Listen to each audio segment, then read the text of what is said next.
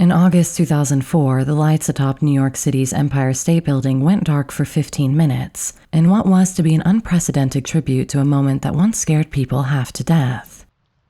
The gesture honored a 96-year-old actress whose on-screen screams on that very skyscraper had electrified audiences 7 decades earlier.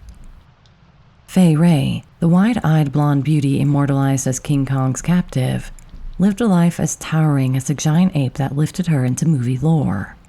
Here is a story of early hardship and Hollywood glamour, of a woman who became an icon of cinema horror even as she weathered private tragedies and romance worthy of a silver screen melodrama. While she was best known as the Scream Queen who gave a soul to a gargantuan beast, Wray in fact had a prolific career and a personal journey filled with resilience, scandal, and a surprising second act. Welcome to Hollywood Mysteries.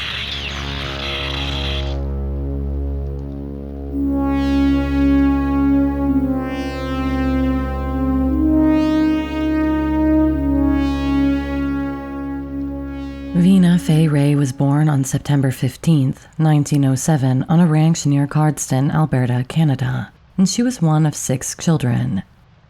Her father was an English-born rancher and her mother was American. The family's circumstances were humble and often unstable. When Fay was still a child, her father fell on hard times financially, prompting the family to move south to the United States, first to Arizona and later to Salt Lake City, Utah. There, Wray grew up in a poor Mormon household, experiencing a hard-scrabble early life. Tragedy struck early. One of her elder sisters died of influenza in childhood, a loss that made Fay's mother especially protective of her surviving daughter. Concerned for Fay's frail health and seeking better opportunities, her mother ultimately allowed a family friend, a photographer, to escort the photogenic 14-year-old Fay to Los Angeles in 1922. Hollywood was already luring dreamers from all over, and the wide-eyed Canadian teenager arrived with hopes of breaking into the movies. Her mother soon followed her to California, and by her mid-teens, Fay Wray was attending Hollywood High School, and inevitably catching the acting bug. Wray's timing was fortuitous. Silent films were all the rage in the 1920s, and Hollywood studios were churning out productions and in constant need of fresh faces. She landed her first role as a teenager in a short comedy film called Gasoline Love in 1923, though just a bit part, it was a start. Over the next few years, Fay picked up extra and minor roles and steadily learned the craft on set. In 1926, her promise was recognized when she was named one of the year's Wampa's Baby Stars, a promotional award that singled out 13 young actresses deemed most likely to succeed. Other Wampa's alumni of that year included future luminaries like Joan Crawford, Mary Astor, and Dolores Del Rio, so Wray was in good company. The accolade raised her profile around town and soon led to a contract at Universal Pictures, where the fledgling actress found herself appearing in low-budget westerns and melodramas. She was now learning to hit her marks amid horses and cowboys on dusty backlots. Even as she paid her dues in those modest films, bigger opportunities loomed. In 1927, Paramount Pictures signed the 19-year-old Wray to a contract. True stardom would come with a visionary, if unconventional, project. Famed director Erich von Stroheim, an auteur known for his obsessive attention to detail, cast Fay Wray as the lead in his silent epic The Wedding March in 1928. It was her first major starring role, a part that would launch Wray into stardom despite the film's troubled fate. Wray played Mitzi, a poor Viennese girl romanced by a prince in the lavish melodrama. Winning the role had not been easy. Von Stroheim initially doubted Wray because at 5'3", she was too young and too tall for his taste. The director was barely any taller and loathed looking up at an actress, and she was naturally brunette when he envisioned a blonde. The young actress, determined to impress, showed up to her audition with her hair piled high and wearing her finest dress to appear older and more sophisticated. Still unconvinced, the demanding von Stroheim put her through a grueling series of screen tests and even brought her to tears before finally giving her the part. It was worth it. Under von Stroheim's exacting direction, Fay blossomed. She later recalled being in awe of the director's artistic rigor. "I never did get another director as great as Stroheim," Fay told The Guardian decades later. His genius was an infinite capacity for taking care of detail, down to the thousands of handcrafted flower blossoms he had made to flutter down in a silent scene. Though The Wedding Marks ran wildly over budget and was cut down by the studio, becoming a notorious expensive flop financially, it remains a silent era classic. And the performance of Fay Wray, the dewy ingenue with expressive eyes, won a ton of praise. More importantly for Fay, the film became a point of personal pride. Despite the arduous shoot, she counted her work with von Stroheim among her finest achievements, later saying that the Mitzi role was one of the few in her career that truly showcased her talent to its fullest. Before I get any further into Fay's dazzling rise, I'd like to show you all the range of shirts I now have available in the Hollywood Mystery Store. All the shirts are designed in-house and are completely exclusive to Hollywood Mysteries. You won't see these anywhere else, so if you're wearing one, it'll be something a little special. I have designs featuring quite a few silent-era stars such as Louise Brooks, Gloria Swanson, Rudolph Valentino, and Pola Negri. You can find a link to the store down in the description and also on screen now. Every sale is a huge help to the channel, and I love seeing the messages you send with the purchases over on the site. Thank you so much to all of you who have purchased one. Feel free to check it out and grab some unique Hollywood merch. And finally, don't forget to check out the Hollywood Histories podcast series over on Patreon and in the YouTube members area. I've got an upcoming episode on the filming of King Kong to look forward to, and there are already fascinating episodes I've recorded about the murky history of the Oneida, William Randolph Hearst's notorious blood-stained yacht that had quite a life, the 30s screenwriter who was reportedly recently reincarnated as a toddler, and the amazing development of silent-era movie cameras. If any of that sounds appealing, why not sign up for the 1-week free trial on Patreon and see if you enjoy the new extra episodes? Thank you so much to all the Patreon supporters and YouTube members. It makes all the difference. Now let's get back to Fay Wray and her tall, dark leading man. Around the same time her Hollywood career was taking off, Fay's personal life was undergoing a plot twist of its own. In 1928, at just 20 years old, she married a rising screenwriter named John Monk Saunders. Saunders was dashing, highly educated, a Rhodes Scholar, and talented. He wrote the story for Wings, the World War I aviation drama that became the first film ever to win the Academy Award for Best Picture. To outsiders, the pairing of Wray and Saunders looked like a golden Hollywood union between a beautiful starlet and a brilliant writer. They even collaborated professionally. He wrote a Broadway musical in 1931 called Nikki, in which she starred. They had a daughter together, but the marriage would soon plunge Wray into emotional turmoil. Saunders was a genius, but he had a dark side. He was a heavy drinker haunted by personal demons, and he proved chronically unfaithful. As Wray later revealed through family accounts, Saunders' charisma and brilliance were undercut by self-destructive habits. He was a philanderer, Wray's daughter Victoria Riskin said plainly of him. For years, Fay endured her husband's infidelities and attempts to control her finances. The situation spiraled from bad to worse as Saunders squandered Fay's hard-earned money on drinking binges and affairs. By the late 1930s, after more than a decade of marriage, Wray had reached her limit.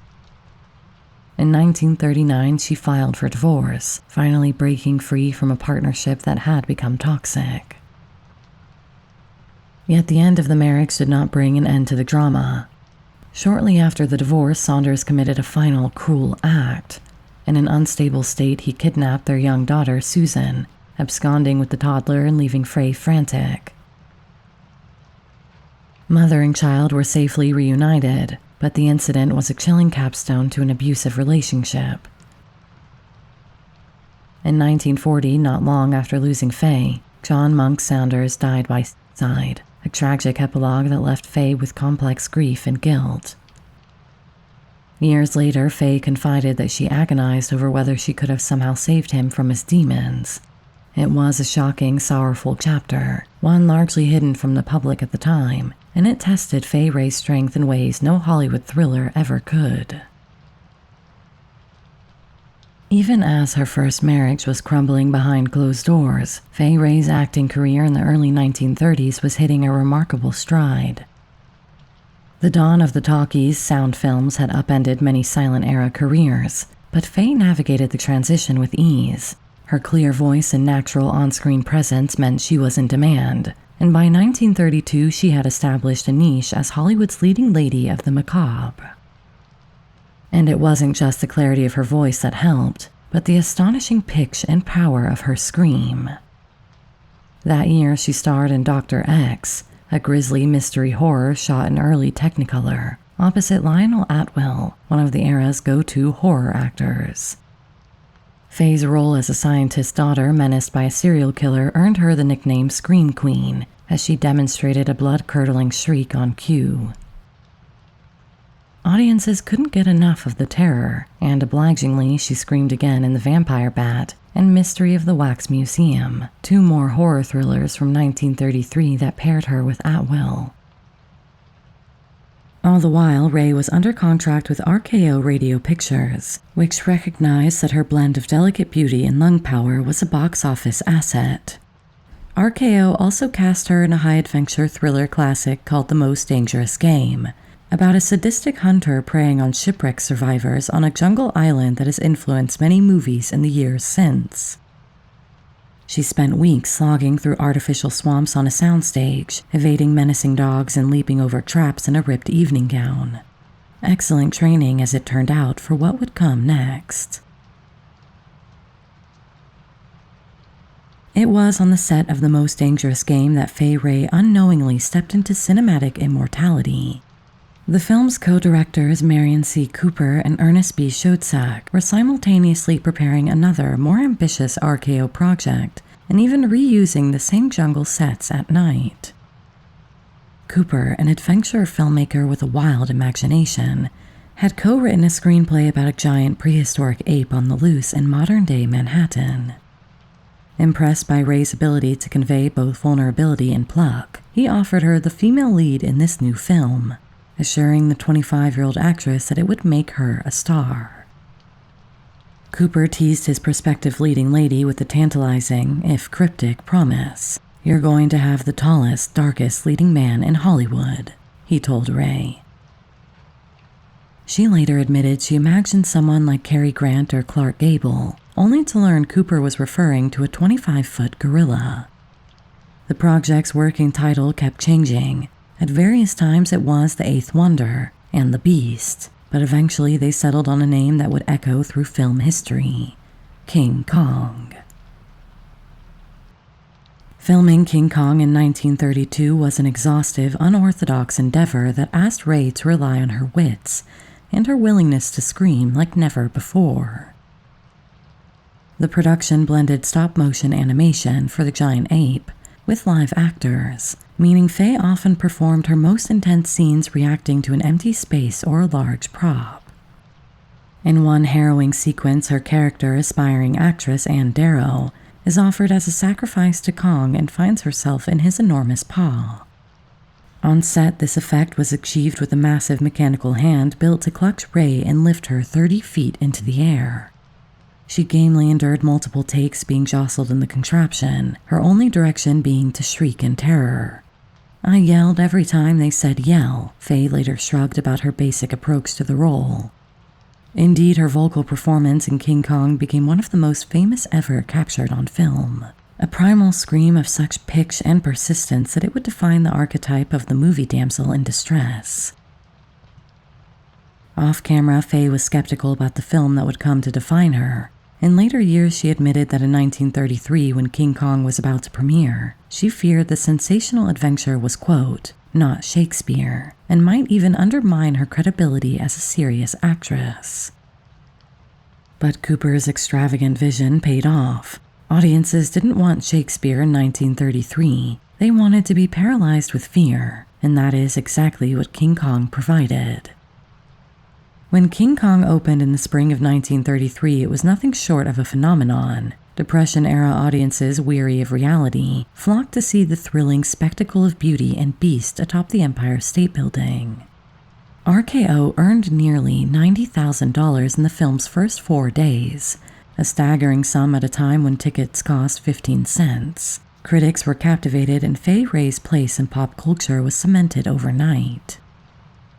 While modern viewers may find its stop-motion effects charmingly dated, contemporary audiences were shocked by the film's realism and sheer ferocity, particularly the scenes involving Kong's rampages and his brutal clashes with prehistoric creatures.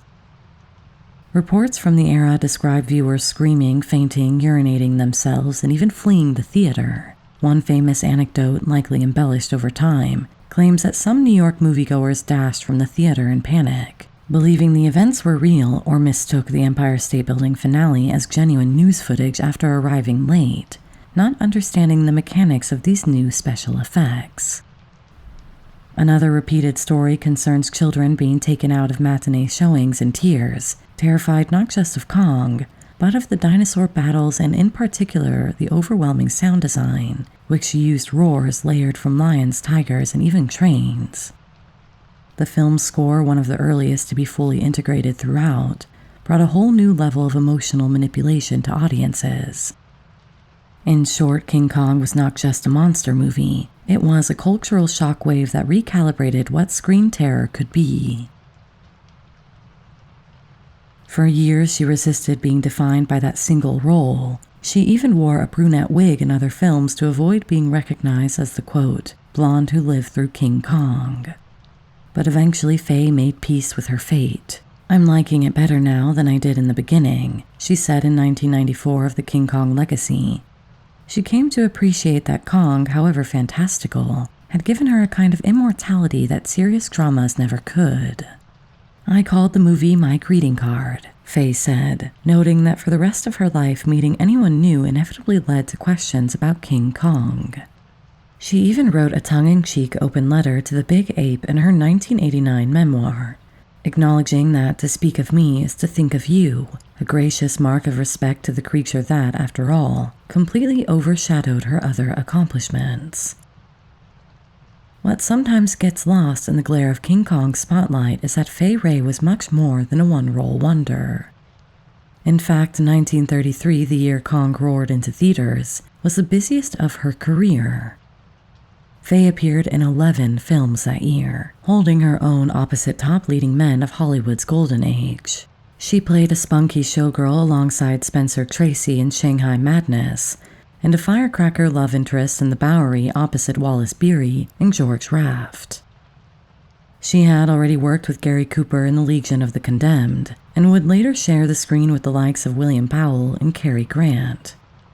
Yet none of those well-crafted performances would be as indelible as Ann Darrow, the voluptuous blonde screaming at a giant gorilla on the Empire State Building. In the wake of King Kong's success, Fay found herself typecast as a scream specialist. "I was known as the Queen of the Bs," she remarked later in life, referring to the lower-budget B movies that filled her resume in the mid-1930s. "If only I'd been a little more selective," she added wryly. The truth was that the Hollywood studio system didn't offer her many A scripts after Kong. She dutifully continued to work at a frenetic pace. "Every fourth Monday we started a new picture," Fay recalled of those assembly line years, but truly prestigious projects eluded her. By the end of the 1930s, as she entered her early 30s, Fay Wray's film stardom was already beginning to wane. What she could not have known then was that a new, far more fulfilling act of her life was about to begin, far from the screams and chaos of the soundstage. Even as Fay's career was making her a household name, her off-screen life was spiraling into a drama arguably more shocking than any Hollywood horror script. The next chapter of her story would see the beloved Scream Queen confronting a very real nightmare and discovering new strength in its aftermath. By 1939, as war clouds gathered in Europe, Fay was fighting her own battles at home. Her divorce from John Monk Saunders that year marked the end of a turbulent 11-year marriage, one scarred by his alcoholism and betrayals. The scandalous episode in which Saunders abducted their baby daughter had been resolved, but its emotional reverberations lingered. Fay emerged from the ordeal shaken yet determined to rebuild her life on her own terms. In a way, stepping out from her husband's shadow also meant stepping back from Hollywood. The offers had slowed considerably by the end of the 30s, and Wray, now a single mother of a young child, was wary of the grind. After more than 50 films in the span of a decade, she longed for a respite from the public eye. That respite arrived in the form of an unexpected new love. In 1940, at a party in Los Angeles, Fay was introduced to Robert Riskin, one of Hollywood's elite screenwriters. Riskin was nearly a decade her senior and had a considerable reputation. He was Frank Capra's favorite collaborator and had penned the scripts to classics like It Happened One Night, for which he won an Academy Award, and Mr. Deeds Goes to Town. If Wray's life up to then had been defined by screams and spectacle, Riskin's was defined by words and wit. He was a New York City native from a Jewish immigrant family, a self-made talent who matched Capra's optimism with street-smart charm. Where Saunders had been mercurial and wounding, Riskin was warm, gentlemanly, and steady. The chemistry between them was immediate. They began courting, and for the first time, Fay found herself with a partner who made her feel truly safe. She was longing for that person who would make her feel whole, their daughter Victoria reflected. They found each other at just the perfect moment. Indeed, the union of Fay Wray and Robert Riskin would become one of Hollywood's great love stories. Tender, creatively inspiring, and tragically cut short. Wray married Riskin in 1942 in the midst of World War II. The wedding was not only a new chapter in her personal life, but also a conscious turning point in her career. She retired from film acting that year, effectively walking away from Hollywood to focus on her marriage and growing family. Over the next few years, Fay and Robert built what seemed like an idyllic life together. They welcomed 2 children, a son, Robert Jr., followed by a daughter, Victoria. Riskin also formally adopted Susan, Fay's daughter from her first marriage, making a happy family of 5. They settled into domesticity in Beverly Hills, entertaining friends from the film industry. Fay's beauty and charm complemented Riskin's gregarious circle of writers, directors, and stars. During this period, Fay largely stayed out of the limelight, but she wasn't idle. She poured her creativity into writing, penning plays and even co-writing a book of travel essays, eventually published in 1950. For a time, Fay Wray might have appeared to outsiders as a Hollywood footnote, the 30s actress who married a famous writer and quietly disappeared. In truth, these were some of the happiest years of her life. Riskin adored her, and he proved it in the way writers do best. He wrote to her. Over the course of their courtship and marriage, Robert Riskin composed more than 100 love letters to Fay, eloquent missives that she would treasure always. Some were brief and playful, others stretched to dozens of pages, but all were filled with devotion. Fay's children later marveled at these letters, with daughter Victoria calling them extraordinary windows into her parents' bond. Fay kept every one, a paper testament to a late but profound love. Yet, like a plot twist in one of Riskin's own movies, fate dealt the couple a cruel blow. In 1950, Robert Riskin suffered a catastrophic stroke. The once indefatigable storyteller was left partially paralyzed and unable to work. For Fay, the ordeal was shattering. Suddenly, the husband who had been her rock and refuge needed her care and support in ways neither of them had anticipated. Fay rose to the challenge with stoic resolve. With 3 young children and now a disabled spouse, she realized she had to step back into the workforce. After nearly a decade away from the screen, Fay Wray mounted a quiet comeback. Throughout her career, Fay was the hardest working actress in Hollywood, one profile noted, and she was going to live up to that title. In 1953, she accepted her first film role in 10 years, a supporting part in Treasure of the Golden Condor, a swashbuckling adventure. She also made select television appearances, and from 1953 to 1954, Wray starred in an ABC sitcom called The Pride of the Family, playing a housewife opposite a young Natalie Wood. Juggling work and home, Fay effectively became the family breadwinner, just as she had been in the 1930s before marrying Riskin. Friends marveled at how she handled day-to-day challenges, arranging in-home care for Robert, tending to the children's needs, and heading off to a film set or TV studio with professionalism and grace. It was a far cry from the pampered Hollywood life of a starlet. It was real, and it was difficult, but Fay met it head-on. Robert Riskin lived for 5 years after his stroke. They were years of gradual decline. The once brilliant screenwriter could no longer spin stories, and the family's resources slowly drained under medical expenses. In September 1955, Riskin died, with Fay by his side. He was 57. Fay Wray was now a widow at 48, the single mother of 3 and faced with the question of what to do with the rest of her life. In the wake of Robert's death, Fay continued working sporadically to support her family, but she also took time to finally process her own difficult journey. After a brief return to steady film roles in the 1950s, including a turn in the 1955 noir Crime of Passion, she again stepped back from acting as her children grew up. By the 1960s, Wray had largely retired from the screen for good, this time on her own terms. She moved to New York City, enjoying a more private life out of Hollywood's glare. In 1971, she found love once more, marrying a respected neurosurgeon, Dr. Sanford Sandy Rothenberg. This third marriage was a quieter union. Sandy had no connection to show business, and Fay seemed to relish the normalcy. They split their time between the East Coast and California, and for 2 decades, Fay enjoyed the role of a society matron and doting grandmother. Her children gave her grandchildren in time. One might think that by her 70s, Fay Wray's story had been fully told, but the former queen of the bees was not done surprising the world. In her final decades, Wray returned, in her own fashion, to the public stage, ensuring that her legendary scream would echo for generations to come. Though she never returned to full-time acting after the 1950s, Fay Wray remained very much a revered figure in the entertainment world.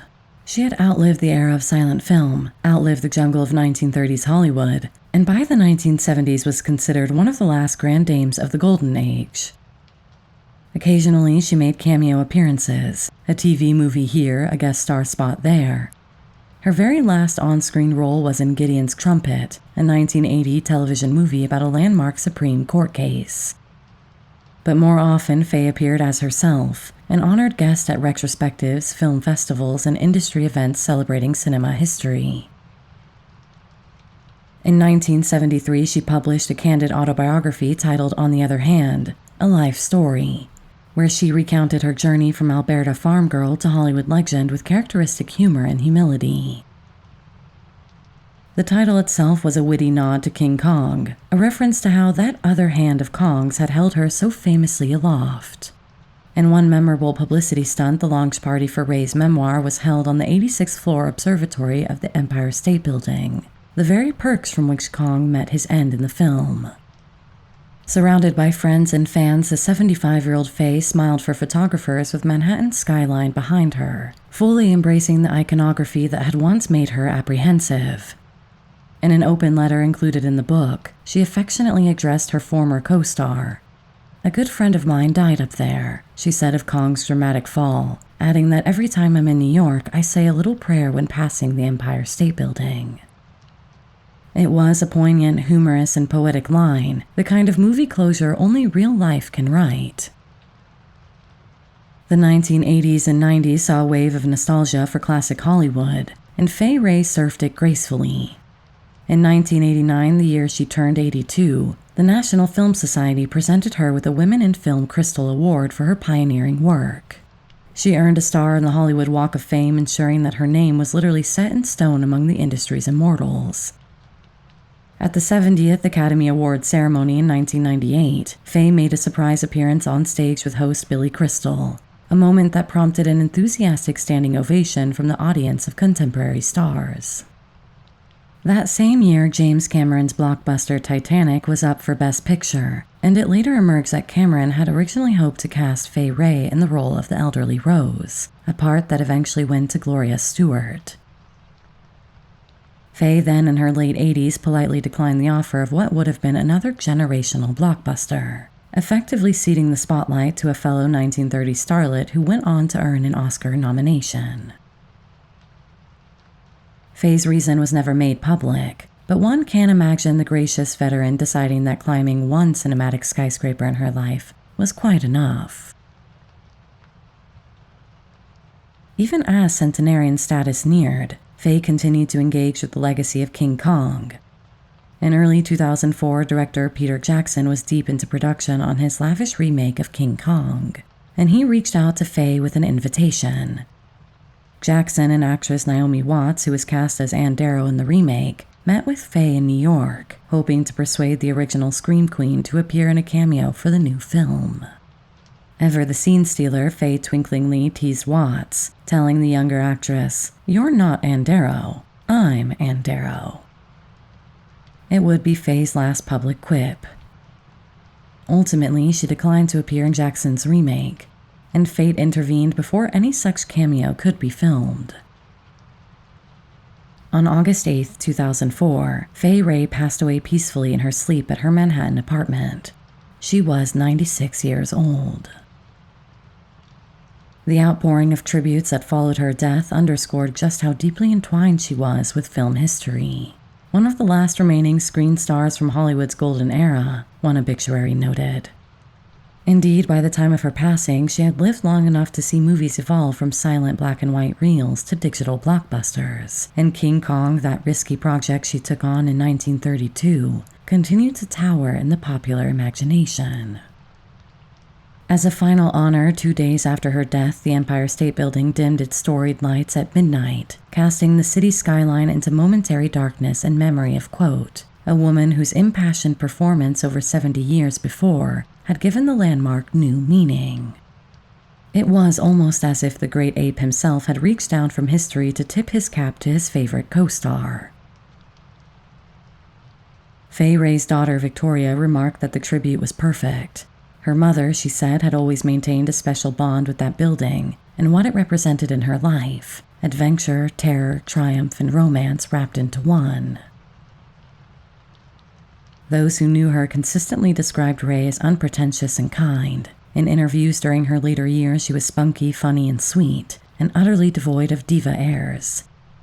Crew members and fellow actors adored her. She had a way of making you feel good to be in her presence, her daughter noted, explaining why people on set always took care of Fay.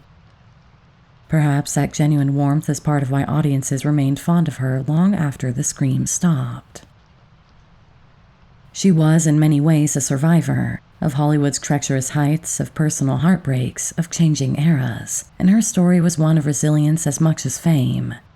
Today, more than 90 years after a teenage girl first set foot in Hollywood and dared to dream, Fay Wray's silhouette still shines, a diminutive figure in a torn dress, cradled in the hand of an oddly sympathetic movie monster, screaming for dear life yet somehow never losing her humanity. A true queen whose legacy will never fade as long as stories are told and screamed on screen. It seems strange to me that Fay's life doesn't get talked about as much as some of her contemporaries. Even that one role alone ought to be enough to create plenty of interest.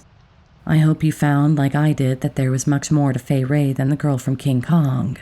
All the same, that is one of my favorite ever movies. Let me know which classic horror film you like best in the comments, and be sure to leave me a like and subscribe if you haven't already. Those are the lifeblood of the channel. Thanks for listening. Until next week, sweet dreams.